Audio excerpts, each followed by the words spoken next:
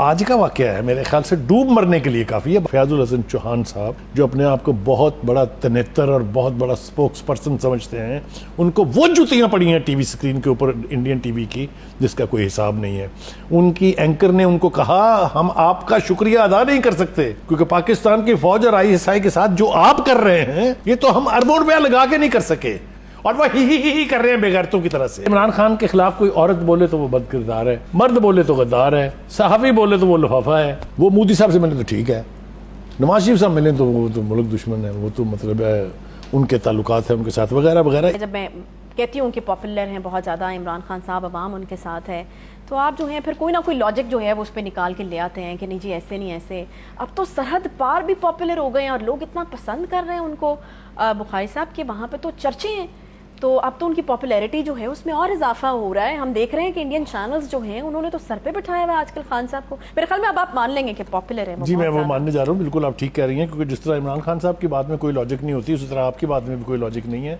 जिस मकबूलियत की बात आप कर रही हैं जरा मैं जी हम साबित करेंगे आज उसको। आप कैसे कह सकते हैं लॉजिक नहीं? देखिए, खान साहब एक अजीबोगरीब किस्म की शख्सियत हैं। वो बॉल ठाकरे से मिले तो ठीक है, वो मोदी साहब से मिले तो ठीक है, नवाज शरीफ साहब मिले तो वो तो मुल्क दुश्मन है, वो तो मतलब है उनके ताल्लुकात है उनके साथ वगैरह वगैरह। इस तक तो ठीक था, ये चल भी जाता था।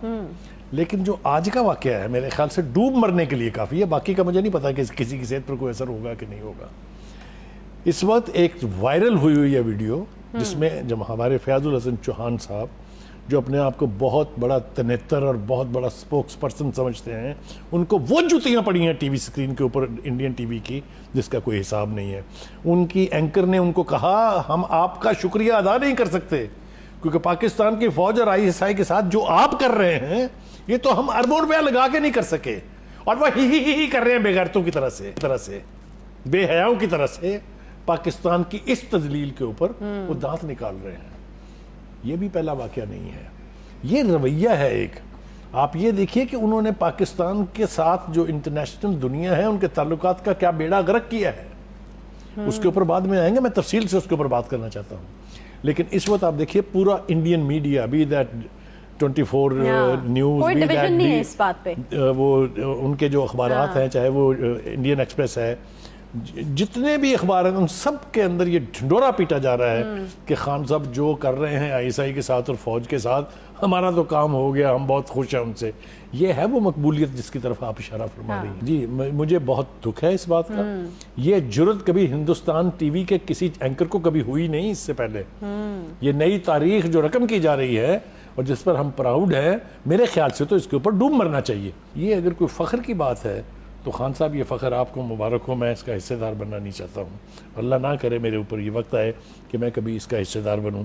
रह गई आपकी बात, एक ट्वीट मेरे पास है, मैं दिखाना नहीं चाह रहा हूँ क्योंकि वो रबी निसार साहब जो है बड़े जालिम आदमी हैं। लेकिन कहने से तो आप नहीं रुकेंगे। वो कुछ कहने से तो मुझे बाजी रख सकता है, जब तक मैं जिंदा हूँ ज़बान तो चलती रहेगी। चलें जी, बिस्मिल्लाह। ये है जी कि इमरान खान के खिलाफ कोई औरत बोले तो वो बदकिरदार है, मर्द बोले तो गद्दार है, सहाफ़ी बोले तो वो लिफाफा है, अदारा बोले तो करप्ट है, इमरान खान की चोरी पकड़ी जाए तो वो अंदरूनी साजिश है, कुर्सी छिन जाए तो वो बैरूनी साजिश है, ना हैल हो जाए तो वो फिर अपने साथियों कहते हैं आओ चढ़ाई करें इस्लामाबाद के ऊपर। ये है जनाब वो छुपा हुआ चेहरा जो आवाम को दिखाना बहुत ज़रूरी है। देखिए, मैं आपको एक बात बताऊं, आपके सियासी इंटरेस्ट अपनी जगह, लेकिन आप जब नेशनल इंटरेस्ट के ऊपर इंक्रोच करेंगे, अपनी ख्वाहिशात को लेकर नेशनल इंटरेस्ट को नुकसान पहुंचाएंगे, तो हर मुहिब वतन पाकिस्तानी जो है वो आवाज़ बुलंद करेगा। मुझे इसके ऊपर फ़ख्र है। मैं किसी पार्टी का नुमाइंदा रिप्रेजेंट होने पर 1000 बार लानत भेजता हूँ। मुझे किसी पार्टी से कोई ताल्लुक मेरा नहीं है सिवाय इसके कि मैं पाकिस्तानी हूँ, पाकिस्तान का मुफाद मुझे अजीज़ है, और जो भी इसके ऊपर उंगली उठाएगा, चाहे वो नवाज शरीफ है, चाहे वो पीपल्स पार्टी है, कोई भी है, मैं उसको बर्दाश्त नहीं कर सकता। और इस वक्त मैं ये देख रहा हूँ कि पाकिस्तान के साथ जो कुछ हो रहा है, पाकिस्तान की मुसल्लह अफवाज इस रीजन में जिन चैलेंजेस का सामना है उन्हें, जिन चैलेंजेस से दो चार है वो, उसमें उनके बारे में इस तरह की हर्जा सराई करना पाकिस्तान को कमज़ोर करने के बराबर है, मुतरादिफ है।